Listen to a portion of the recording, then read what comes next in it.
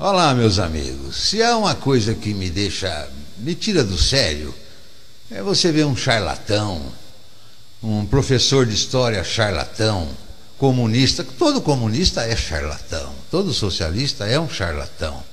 Agora, uma instituição como o USP, Unicamp, que contrata um professor militante, comunista militante, e que para ele só tem o marxismo e o comunismo como doutrina, e principalmente aqueles que dizem que aqueles governos militares que nos livraram do comunismo são ditadores militares, esses são os que não prestam, assim, são carniças. Tem uma frase sua que se tornou viral na internet, que você diz o seguinte: quando vejo um jovem defendendo a volta dos militares, me vejo fracassado como professor de história.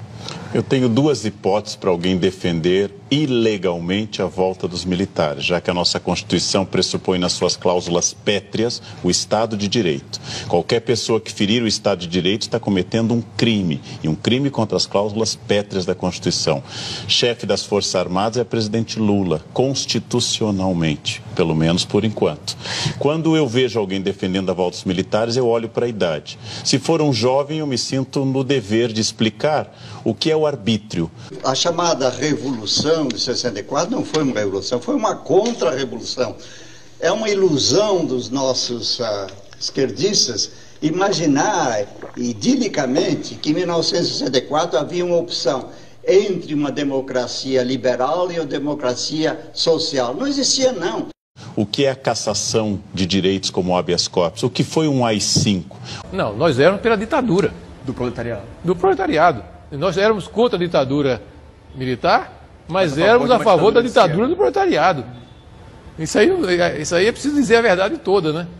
E às vezes eu ouço meias verdades, né? INA era a metralhadora que a gente usava, do exército.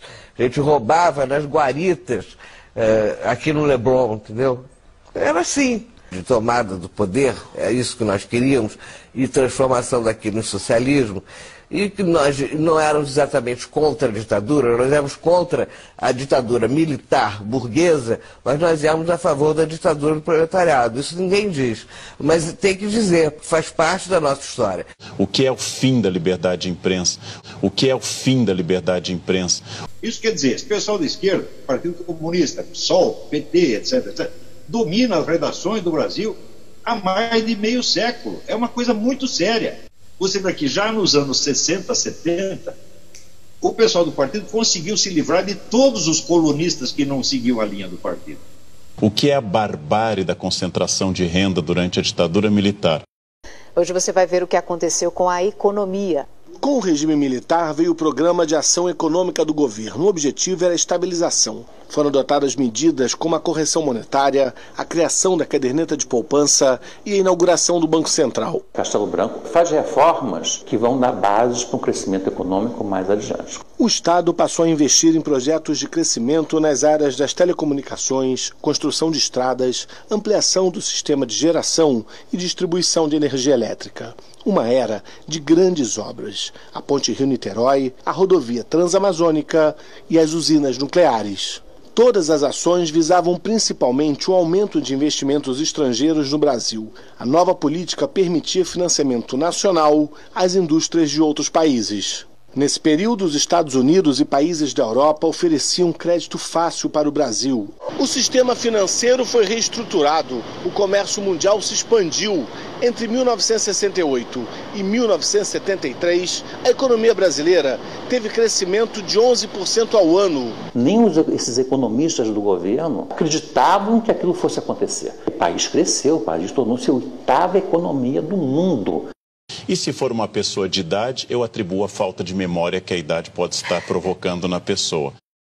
Pulou do 8º andar para a sacada do 7º para despistar a polícia que subia pela escada. Cortou a polícia, né? Foi também polícia civil. Cortou a polícia, desceu, chegou no hall, matou 2, né? Antes de morrer. Na verdade, não há como defender eticamente, moralmente, num plano mínimo de humanidade, uma intervenção militar. Nós tínhamos acabado de sair do Partidão em 67. Aí, em abril de 69, antes do sequestro do embaixador americano, a gente muda a linha. E quem escreve essa linha sou eu e o Franklin Martins. Então a TV Cultura, que é um antro de comunista, aquele Roda Viva e esses jornalzinhos dela diário aí, sabe, chega a dar nojo em Urubu, em Dragão de Komodo, né? Então eles ficam entrevistando esses comunistinhas de nada e confundindo. Nós, intervencionistas, eles dizem que nós pedimos a ditadura militar. Sabe? É muito importante lembrar que não se deve nunca questionar a democracia, deve-se aperfeiçoá-la.